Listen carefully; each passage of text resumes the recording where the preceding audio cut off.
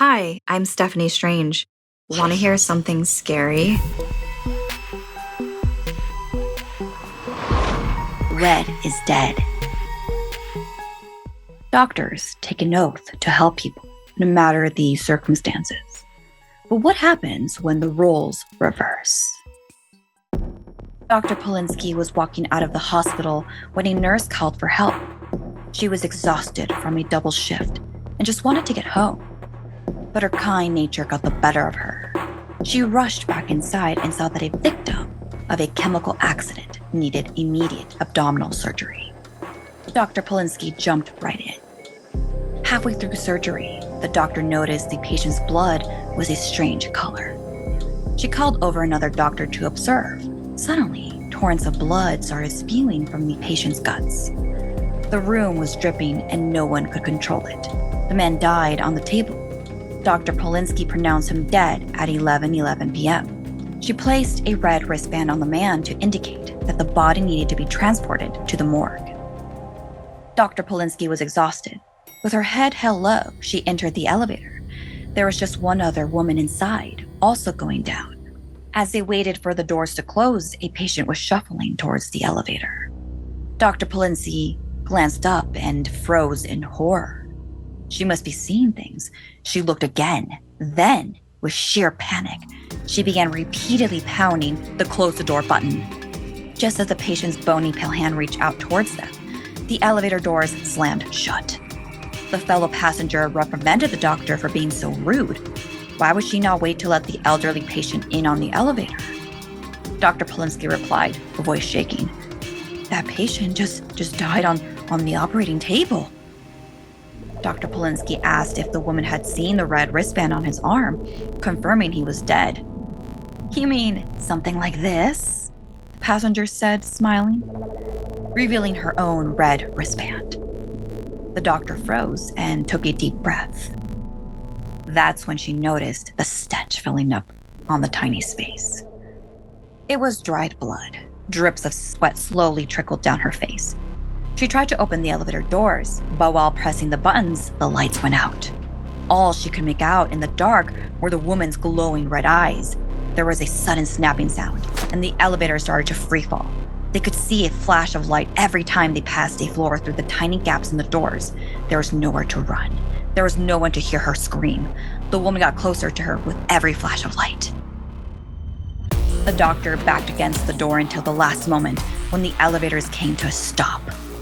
Dr. Polinsky racing down the hall, she slammed doors shut while hearing them reopen behind her. Out of breath and at a dead end, she turned around. She was face to face with bulging, blood-red eyes and the crooked smile of the woman from the elevator. The woman reached out her bony pale hand to grab the doctor, whose eyes were locked on her red wristband. And then she hit the floor. Dr. Polinsky woke up in a daze, laying in a hospital bed. She looked around her frantically for signs of someone she knew. Why was she on a bed? How did she get there? A nurse was writing some notes down on a clipboard. Dr. Polinsky called the nurse, asking what had happened. Not looking up from her notes, the nurse explained that the maintenance men found her lying on the floor on the elevator. No permanent damage, just a heat stroke. She would be fine. What a relief. She must have been hallucinating. Nothing had happened after all. The nurse told Dr. Polinsky she was in good hands now. And when the nurse turned to face Dr. Polinsky, her red eyes shone as she began to place a red wristband on the screaming patient's hand.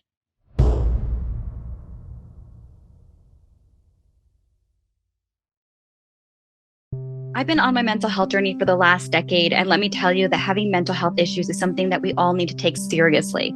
That's why it's important to prioritize your mental health and wellness every day. When you work on yourself, it brings positive changes in all areas of your life.